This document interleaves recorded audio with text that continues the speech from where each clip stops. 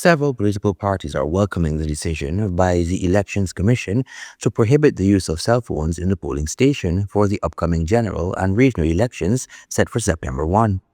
The elections body said on Tuesday that, quote, considering that the integrity of the electoral process is of crucial importance, the new measures are designed to ensure that every citizen can cast their vote freely and without undue influence, and that the secrecy of their choice is absolutely protected, end of quote. Speaking with Guyana TV9 by telephone interview Wednesday, presidential candidate of the Partnership for National Unity APNU Aubrey Norton said he is welcoming the decision by the commission. Well, we are happy that we're getting the situation where there's no use of cell phone. I don't think, however, it is the goodwill of the Elections Commission. This decision by Gecom'S is aimed at protecting the sanctity and the secrecy of the ballot, particularly in addressing existing concerns regarding the potential for vote selling that is directly linked to photographing of ballots.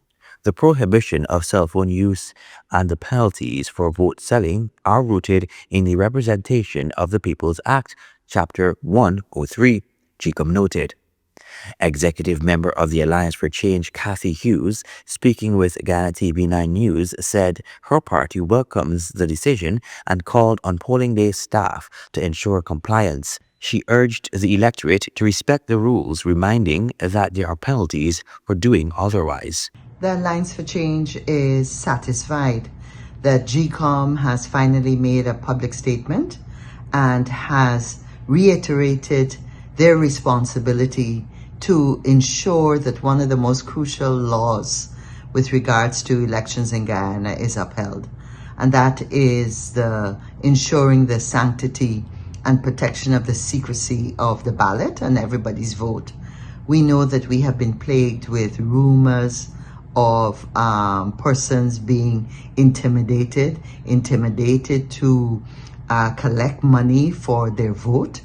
And the banning of cell phones in the polling stations and also in the voter booth is a critical step in ensuring that we can have a free and fair election. Meanwhile, the For Guyana movement is of the opinion that while the new policy is commendable, it could prohibit electors from recording evidence of possible misconduct at polling stations. While Gecom'S is saying they will disallow phones in the polling station, not having phones in the voting booth is another thing entirely to not having any phones at all in the polling station.